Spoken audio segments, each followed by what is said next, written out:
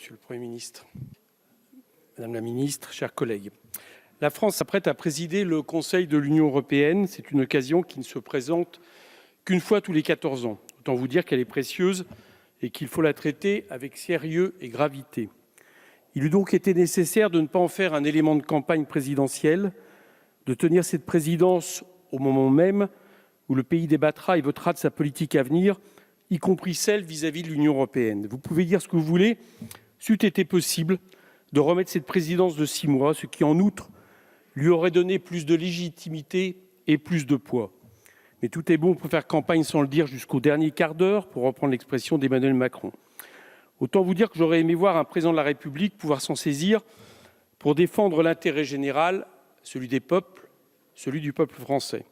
J'aurais aimé, je l'admets, voir un président de la République se hisser à la hauteur de l'enjeu et décider de mener à l'occasion de cette présidence la bataille sociale, la bataille écologique, la bataille humaniste pour une meilleure politique extérieure et migratoire au sein de l'Union européenne. Malheureusement, ce ne sera pas le cas avec le président Emmanuel Macron. Ce ne sera pas le cas parce que Emmanuel Macron semble préférer se servir de cette séquence pour faire campagne plutôt que pour faire l'histoire. Les discours du président de la République, le vôtre aujourd'hui, Monsieur le Premier ministre, ne font que nous alarmer. Sur la question sociale, d'abord, je ne vois aucune avancée à l'horizon. J'ai cru très sincèrement que vous faisiez de l'humour au 5e degré tout à l'heure, ça ne vous ressemble pas, quand vous avez vanté votre programme pour l'Europe sociale.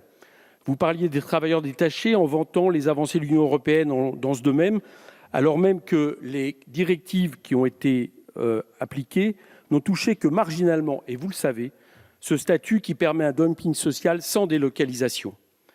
Comme pour toutes les questions sociales, on va en rester, sous votre présidence, sous la présidence d'Emmanuel Macron, aux objectifs sans aucune contrainte.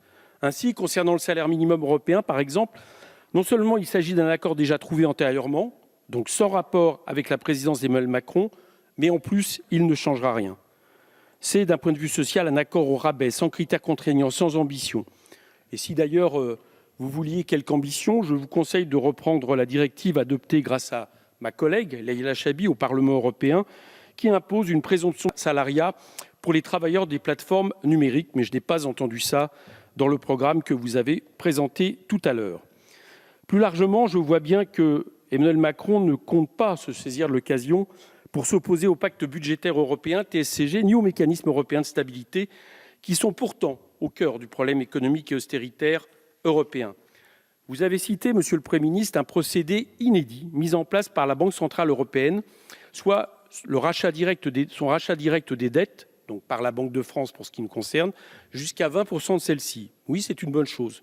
Et oui, reprendre ainsi notre souveraineté sur la dette au lieu de la laisser aux mains des marchés serait utile pour l'avenir, car comme pour l'économie, il faut définanciariser la dette. Avec cette présidence, notre pays avait donc l'occasion historique de proposer de pérenniser cette réforme structurelle. Au lieu de cela, la France a déjà ratifié à l'avance la mauvaise méthode du mécanisme européen de stabilité, du moins la nouvelle méthode telle qu'elle nous a été présentée la semaine dernière, et c'est ce que s'apprête à défendre le président de la République lors de sa présidence sur le Conseil européen. D'ailleurs, vous en anticipez les effets en promettant pour les 5 ans à venir des baisses de dépenses publiques historiques qui, de nouveau, affaibliront l'État, la santé, les mécanismes de solidarité, etc. Dans la même logique démissionnaire ou tout simplement néolibérale, cette présidence française ne présage rien de bon sur le plan écologique.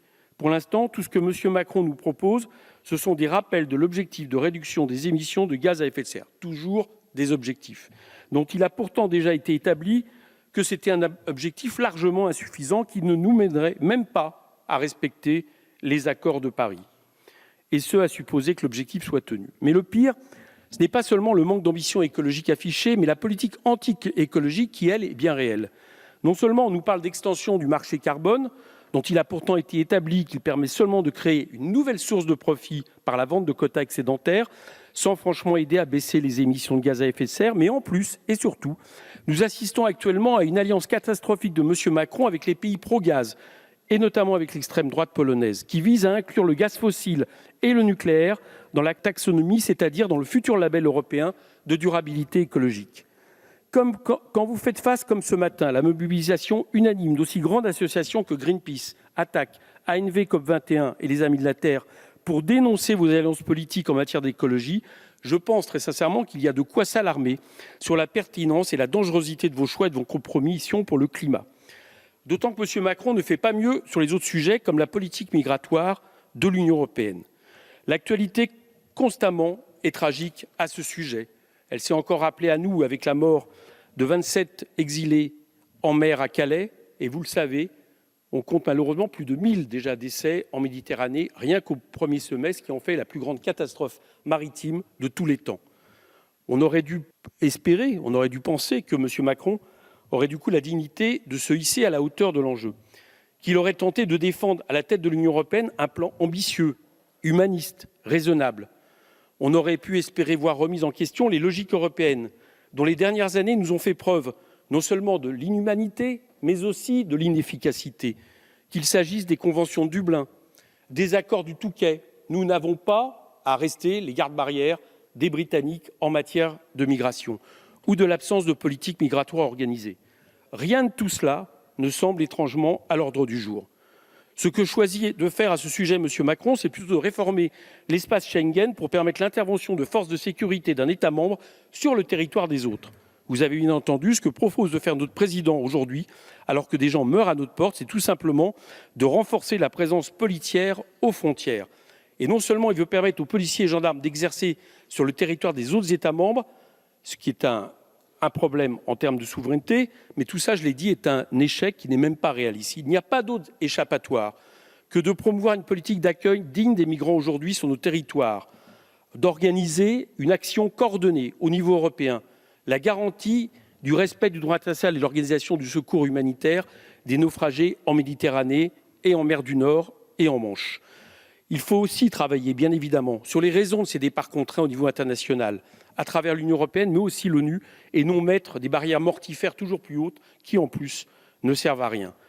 Vous avez placé, Monsieur le Premier ministre, tout à l'heure, cette politique sous le sceau de la souveraineté.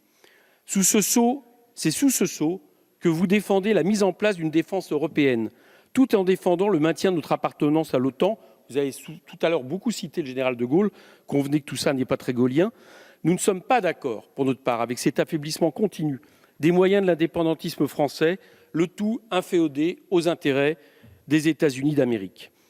En fait, cette souveraineté que vous revendiquez, elle s'exerce fortement avec les faibles, en termes de politique migratoire, mais faiblement avec les forts, en termes de politique militaire, telle que vous la proposez, et d'inféodation à l'OTAN.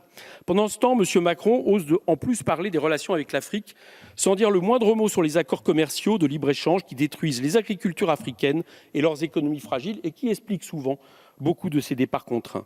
Sans non plus dire le moindre mot pour les pays qu'il a abandonnés en ne défendant pas la levée des brevets sur les vaccins Covid et qui ne parviennent pas à vacciner leur population autant qu'ils le voudraient. Sachez-le, chers collègues, tant qu'on vaccinera si peu dans les pays du Sud, les variants remonteront inexorablement dans les pays du Nord.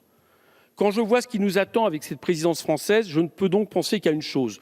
Tout ce que nous aurions pu faire avec quelqu'un d'autre à la tête de notre pays dans un moment aussi historique. Tout ce que nous aurions pu faire avec un président combatif qui aurait eu à cœur l'intérêt des peuples de notre pays, qui n'est jamais si grand à écouter que lorsqu'il promeut sa devise « liberté, égalité, fraternité », plutôt que ceux des financiers.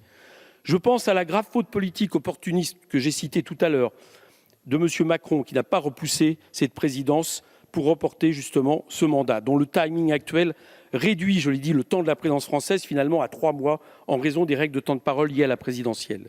Ce choix purement égotique a pour résultat d'affaiblir nos capacités de négociation, alors qu'il y a déjà eu des précédents qui nous prouvent qu'un report aurait été possible.